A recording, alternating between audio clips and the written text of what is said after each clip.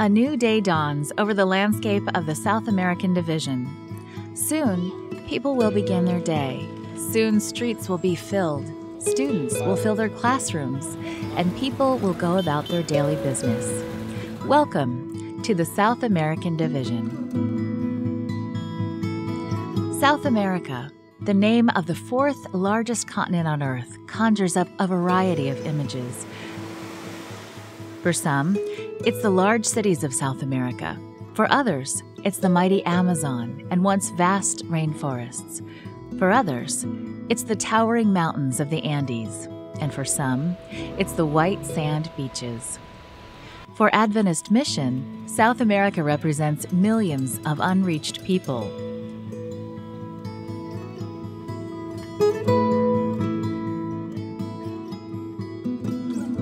Ask a Seventh-day Adventist what they know about mission in South America, and they may remember the names of Adventist pioneer missionaries, such as the Stalls and Hallowells. Although well known, these two families were just two of many who contributed to the growth of the Seventh-day Adventist Church in South America. Today, there are more than 2 million Seventh-day Adventists in South America worshiping in some 10,000 churches. While that represents tremendous growth, there is still much to be done. In an area with more than 318 million people, only 2 million are Seventh-day Adventists. The Seventh-day Adventist Church is growing in South America thanks to active lay people and dedicated pastors, global mission pioneers, and Christian teachers.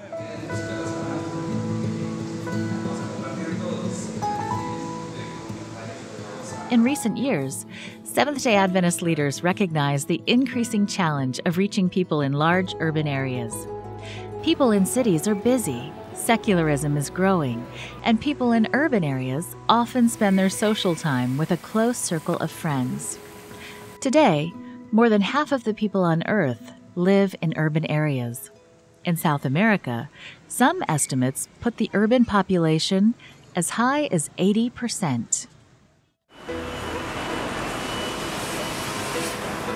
Sao Paulo is Brazil's largest city, with a population of some 11 million in the city itself and nearly 20 million in the metropolitan area. 7 years ago, Pastor Kleber Gonçalves left Andrews University, where he had been studying, and returned to Brazil. He had a dream of starting a church in the heart of the city, in an area where starting a new church wouldn't be easy. Traditionally, we had not been very successful in reaching secular and postmodern people in this city. Actually, right now where we are, close by the financial center of São Paulo, Paulista Avenue, in the past 47 years, we have not been able as church to start any churches in this area. Despite the difficulties of the past, Pastor Kleber gathered together a small group of Adventists and planted a new church called Nova Semente. Nova Semente, the meaning of the name is new seed, and it comes from Zacchaeus' experience. That little short man, he wanted to see Jesus, says the Bible text. So he was looking for a place, and he found a little tree in which he could hide. And there, sitting on a branch of a sycamore tree, he could finally see Jesus. Today, Nova Semente, the new seed, has grown into a large and vibrant church here in the business district of one of Brazil's largest cities. Every Saturday or Sabbath, they have 3 services. The first one is 10 a.m. in the morning. It's mainly for the members and for the new converts. So we have a very strong discipleship program in which we teach the church about our mission, our vision as church. We help them to develop this close relationship with Jesus Christ. During the morning service, families are invited to participate. Each week, members fill out prayer requests, bring them to the front, and place them in a box.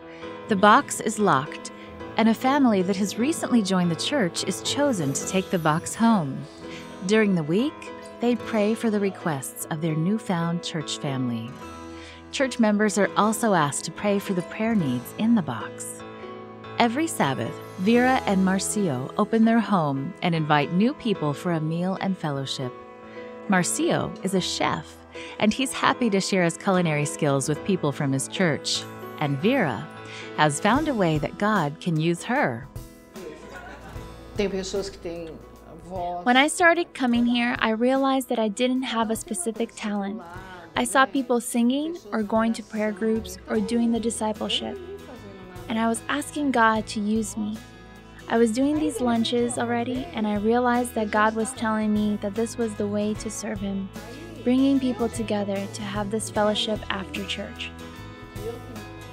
When Vera started going to Nova Semente, Marcio was going to another church. Marcio was praying that Vera would come back to their old church. Vera was asking God to help Marcio know that Nova Semente was the church for him. Today, Vera and Marcio are actively involved at Nova Semente.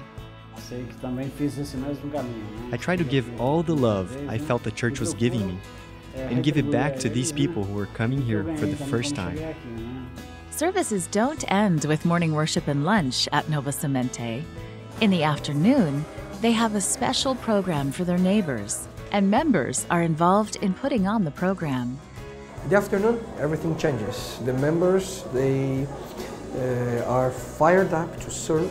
So we have dozens of volunteers. You just saw for this program to be able to run, we had at least 80 people involved as volunteers in various ministries. In the afternoon, the church focuses intentionally on secular and postmodern people. And a little later, starting at 8, we have another service in the mezzanine focusing on youth. So we have our young people involved. It has also an evangelistic approach, so they can bring them friends. So the only difference between the afternoon service to the night service is the way we communicate. Although Nova Semente is drawing people to the church, Nova Semente's members are also going out. One of these members is Audrey. One day, she stopped and bought some vegetables from some boys selling by the side of the road. While she was talking with them, she asked where they lived. They offered to show her, and soon she found herself in one of the poor areas of Sao Paulo. After the visit, Audrey promised to come back. She started going back and taking food and clothes donated by church members and friends. When she saw they didn't have proper sewage and water, she started visiting City Hall and knocking on doors. She visited office after office, meeting with one official after another, until finally improvements were made in that neighborhood. She and her husband Alfred still visit to talk with the friends and to lend a helping hand when they can. We've been helping him to build his home. That was a problem for him because he was living in other people's houses. Although it has taken years of work in this challenging area, more than 90 people have been baptized, and more are taking Bible studies. While Nova Semente is near the financial hub of Sao Paulo, many churches are in areas where members are struggling to make ends meet. Global mission pioneers and other church planters have started new congregations that have no church building to call home. These congregations yearn for a church building where they can meet and invite their friends. In the South American division, there are two main languages, Spanish and Portuguese.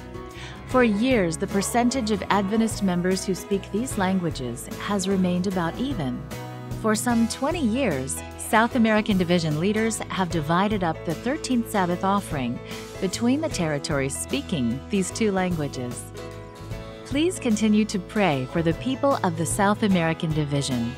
And thank you for supporting the mission offerings and world budget of the Seventh-day Adventist Church that are making such a difference in people's lives around the world.